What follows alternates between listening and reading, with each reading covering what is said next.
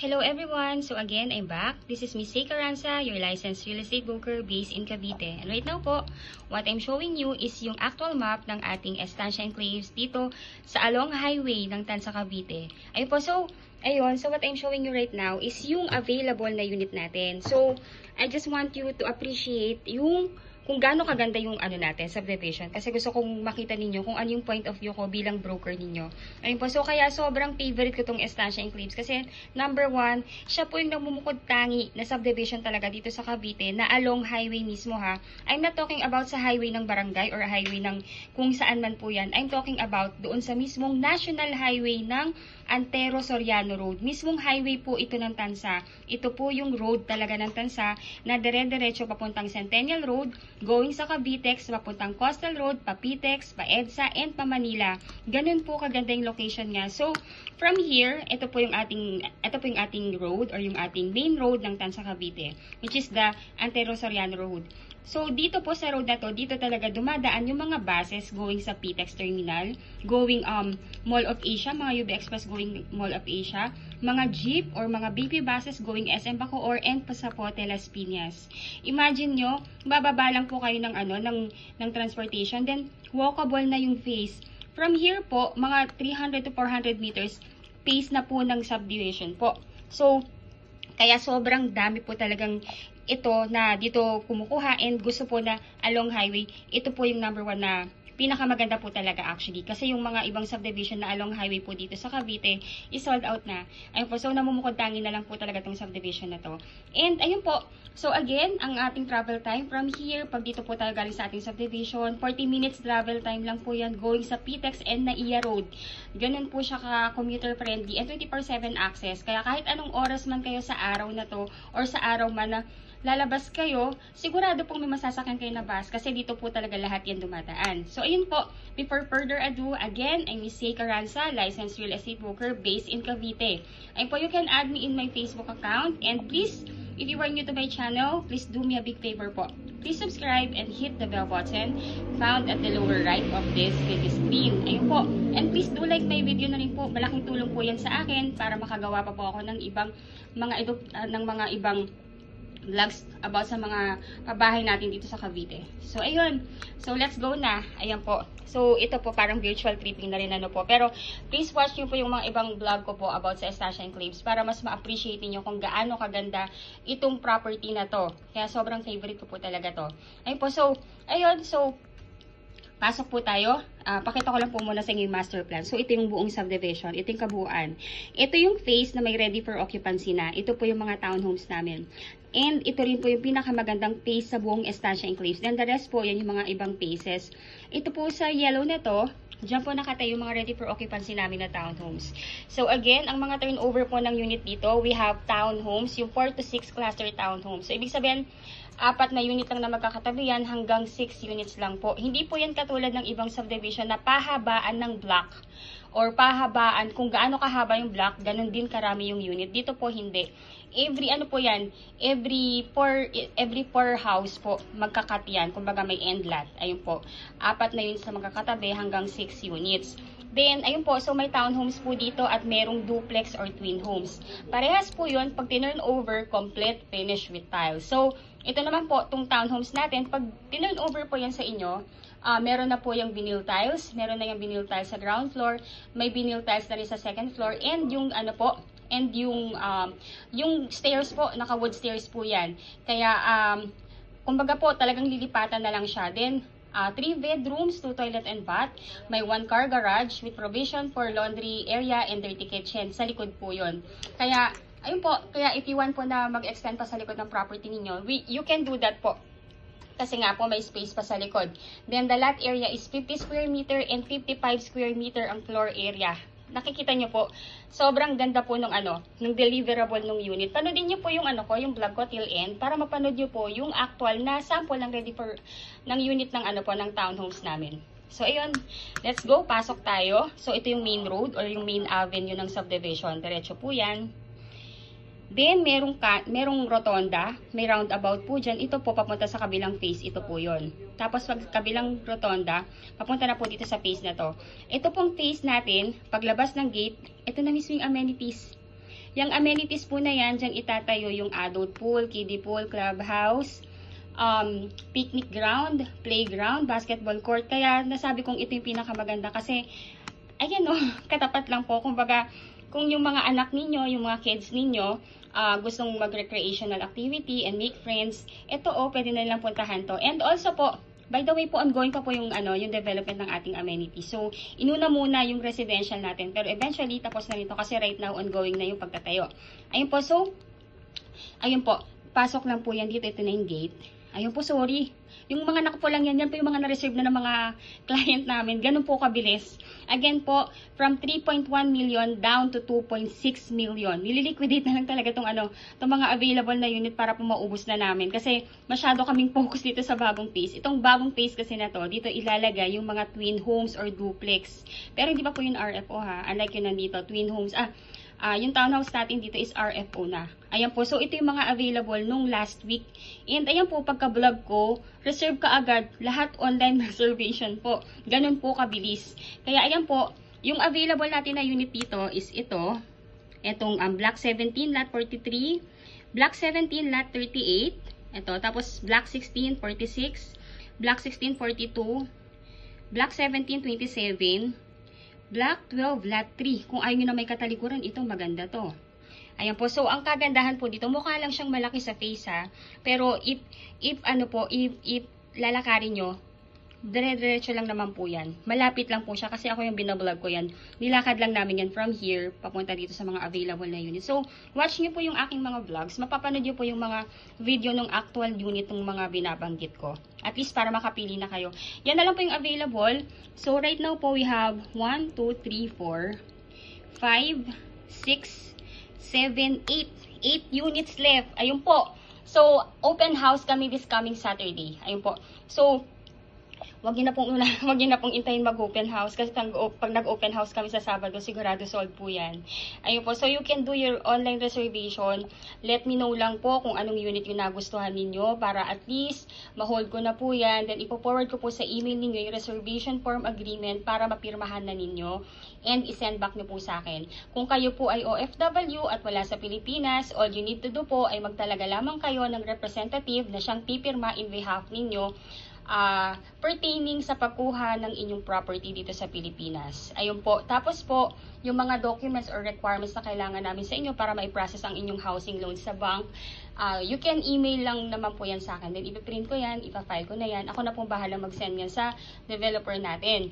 Then, pag may approval na at hindi pa po kayo makakauwi sa Pilipinas, ang magsasign in behalf ninyo dun sa loan approval ng bank sa housing loan is yung representative ninyo. So again, yung representative po ninyo kailangan is immediate family member. Bawal po ako, bawal ang kaibigan, immediate family member po. Like asawa, anak, kapatid, magulang na nag-iedad na 21 to 55 years old. Kung wala po, kung ang family po ay nasa ibang bansa, pwede pong pinsan ninyo, bayaw, hipag, or in-laws as long po na nandun sa circle ng family ninyo. Ayun po. So, ayan. I'm just presenting to you po yung actual location ng ating mga units. Again po, you can do your online reservation anytime po. Let me know lang po para masend ko po sa inyo yung reservation form and yung SPA form. By the way po, yung SPA form po yun, magagaling po yun sa amin. Lalagyan ko na lang po yun ng tick kung saan po kayo pipirma. Then, dadalhin nyo po yun sa Philippine Embassy natin kung saang bansa po kayo naroon ngayon. Then, pagka napakonsul nyo na po, ipadala nyo po yun sa inyong magiging representative dito sa Pilipinas upang ma-sign din niya and ipadala po niya sa amin sa office para ma-file po namin. Pero if ever man po na magkakaroon kayo ng hassle or medyo nahihirapan po kayo sa pagpapakonsularize, let me know po. Baka pwede natin gawan ng paraan yan dito sa Pilipinas. Let me know lang po. At least matulungan namin kayo sa part na yon. Ayun po, so itong computation naman na po, itong pinapakita ko sa inyo is yung computation natin for the inner townhomes. Ayun po.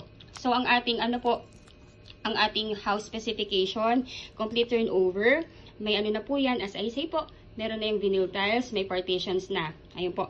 3 bedrooms, 2 toilet and bath, 1 carport with provision for laundry area and dirty kitchen sa likod. Lot area is 50 square meter, then the floor area is 55 square meter. Ayun po, sorry to say po, ubos na po ang ating end lot at corner lot. Ayun po, so ito na lang po yung natitira talagang unit natin. So, ang total contract price po niyan is 2,688,000. Then, ngayon po, dahil nga po kami mag-open house, magbibigay pa kami ng discount na 68,000. Again po, ang original price na po talaga nito is 3.1 million. Pero para po ma-fast move na namin yung pag-uubos ng nitong mga na-available na unit, nilagay po uli sa old price. Ito po yung old price ng property 5 years ago. Ayun po. So, 2.6 million po siya before. Ngayon, dahil mag-open house po kami, unahan po ito, magbibigay pa kami ng discount na 68,000 pesos less sa total contract price. So, ang magiging total contract price na lang is 6,220,000. Then, miscellaneous fee is 183,400. Ito pong miscellaneous fee is for the title transfer, government tax, and processing fee sa bank po. Then, yung down payment, from 10%, ginawa ding 1.9% down payment para mas maging makamasa and malipatan nyo kaagad. Para, syempre po, kung mas mababa ang down payment, mas mababayaran ka agad. Yun naman po kasi yung goal namin. Maibigay ka agad sa inyo yung property. Wala nang pahirapan. Ayun po, again, yung 1.9% down payment is based po yan dito sa net TCP na 2.6. So, ang 1.9 po niyan is 49,780 pesos. Ngayon po, ang first cash out, if you want to do your online reservation na, you can deposit yan sa bank account ng aming sales officer. Ang first cash out is 20,000. 20,000, i-deduct po yan dito sa down payment na 49,780. So, ang magiging net na down payment na lang is 29,780 pesos. Ngayon po, may 5% na initial MF lang po tayo nababayaran na 9,170. Itong 5% initial MF base po yan dito sa 183,400. So, ang 5% po nito ay 9,170. So, i-add lang po yung dalawa na yan, yung 29,780 plus 9,170 equivalent to 38,950. Ito po yung magiging down payment natin na kailangan nating bayaran within 30 days upon reservation po. Ngayon po, pagbayad na yung down payment, stop payment na po tayo. And dapat po na-complete na natin requirements natin kasi po, ipapa-approve na natin yan sa bank financing. Ngayon po, while wala pa pong lumalabas na approval, wala po muna kayong babayaran. Usually po yung approval natin sa bank, lumalabas po yan within the period of 30 days. Within the period of 3 months po. Ngayon po, pag may approval na kayo, si bank, directly po yan mag-i-email sa inyo to inform you na na-approve na kayo, then lalatagan na kayo ng contract. Basahin nyo lang po yung contract, and pag nabasing na yung terms and conditions, and nag-agree na kayo, replyan nyo po yung bank na ina-accept yung approval. Para yung magiging representative ninyo dito sa Pilipinas, bibigyan na po siya ng date for loan contract signing po. So, ayun po, ngayon po, pagka nakapag-loan contract signing na po yung inyong representative, hihingi naman po ng go signal sa inyo si bank kung ipapa-loan release yun na po sa developer. Ngayon po, pag na-loan release na po sa developer, yung loan po, mag-i-start na rin po kayo ng inyong loan, ang inyong monthly amortization kay bank. Ayun po. Then, pag na-receive na rin po ni developer yung loan proceeds, hihingi naman siya ng 30 days sa atin or sa inyo po, para for the unit preparation and acceptance ninyo ng unit. Yun na po yung magiging date din ng inyong loan ng inyong house turnover po. Ngayon po, pag nakapag-loan release na, bali po ito po yung magiging monthly amortization natin. Bali kung gusto niyo pong i-maximum na 30 years to pay po, ang inyong magiging monthly amortization for 30 years is 20,138.77 centavos. Ngayon po yung required income na kailangan na mag-reflect sa inyong job contract or certificate of employment at payslip is at least nag-gross po kayo ng 68,834.35 centavos. Kung gusto niyo naman po ng medyo mas shorter term, meron din po tayong 25 years to pay. Yung 25 years to pay po, that will be 19,397.77 centavos. Ngayon po, kung gusto niyo po ng mas shorter term pa, there is also 20 years to pay. That will be 21,277.72 centavos. Then for 15 years to pay po, is 24,667.12 centavos. Then kung 10 years to pay naman po ang gusto ninyo, that will be 31,865.81 centavos. Then for 5 years to pay, that will be 54,342.85 centavos per month. Ay po, so ito po yung mga options ninyo for the monthly amortization kung kung ilang years niyo po gustong bayaran yung loanable amount po ninyo. Ngayon po, pag na-approve na rin po kayo and nakapag-loan contract signing na kayo, babayaran niyo na rin po itong miscellaneous, itong move-in fee na 15,000. Itong move-in fee po na ito is para po yan sa application ng Meralco at ng water po ninyo. Ngayon po, para at least hindi na po kayo yung mag-a-apply nito or yung representative ninyo, bayaan nyo na po yung admin natin ang maglakad lahat nito. Para at least paglilipatan nyo na, meron na po itong utilities or iintay nyo na lang maikabit ni Meralco yung inyong kuryente po. Ayun po, so again, if you are an OFW at wala sa Pilipinas, all you need to do po ay magtalaga lamang po kayo ng inyong representative na siyang pipirma in behalf po ninyo sa pag-acquire ng property natin ninyo dito sa Pilipinas. So again, ang representative po ay dapat immediate family member. Hindi po pwede ako, hindi rin po pwede kaibigan. Dapat po immediate family member like asawa, anak, kapatid, or magulang na nag-eedad ng 21 to 55 years old. Ngayon po, kung ang family po ay nasa ibang bansa na rin, pwede po kayong mag-assign ng inyong pinsan, bayaw, hipag, or ano po, pamangkin. Basta po nasa loob ng circle ng inyong family and makikita, magre-reflect na kaipilido nyo siya or ng inyong asawa. Ayun po. So, again po, ayun po. Bali po, ang inyong magiging requirements as an OFW client po, 2 valid ID with 3 specimen signature, husband and wife if married. Then marriage certificate if married, birth certificate plus Senomar if single. Then number 3, 1x1 ID picture or selfie picture with white background, husband and wife if married. Then TIN ID ninyo, husband and wife if married. Ngayon po kung wala po kayong TIN ID, meron po tayo ditong contact na pwedeng doon tayo magpagawa. Ayun po. Then number 5, latest job contract or latest COE with compensation po. Then latest 3 months payslip, visa, permanent residence ID, oath of allegiance, proof of dual citizenship or any that is applicable. Any of this po. Kung citizen na rin kayo sa bansang pinagtatrabahuhan po ninyo ngayon. Then number 8, latest arrival and departure stamp. Yun po yung nasa passport po ninyo. Then number 9, SPA form. Itong SPA form po na ito, manggagaling po yan sa ating developer. I-email ko po yan sa inyo kasabay ng reservation form.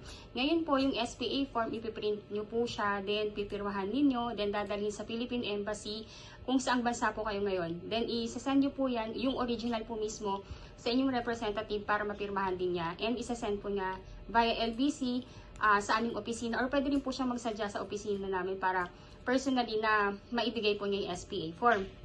Ngayon po kung isa rin po kayo doon sa mga kababayan natin na medyo nahihirapang magpa-consularize sa Philippine Embassy because malayo or walang time or ayun po or for any reasons po, let me know po. Check natin, baka pwede natin gawa ng paraan yan dito sa Pilipinas. Sabihan nyo lang po ako kung ano yung hindrances.